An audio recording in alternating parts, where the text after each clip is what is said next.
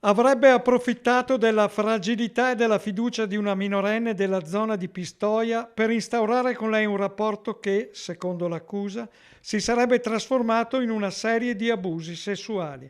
Con questa ipotesi i carabinieri hanno arrestato un agente di commercio di 53 anni, residente ad Arcugnano, ora sottoposto agli arresti domiciliari. I fatti risalirebbero allo scorso inverno.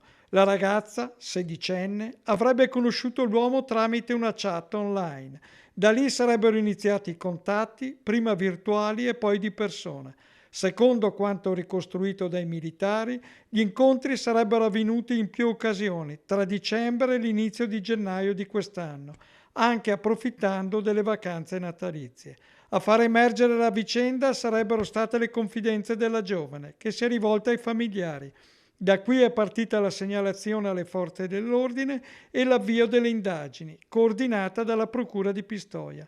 I carabinieri hanno raccolto testimonianze, messaggi ed altri elementi utili a ricostruire il rapporto tra i due.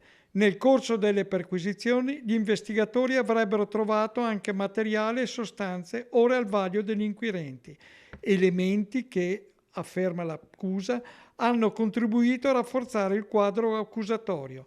Il GIP ha ordinato che l'uomo sia posto ai domiciliari in attesa degli sviluppi delle indagini. L'uomo respinge le accuse e sostiene di poter provare l'infondatezza delle accuse.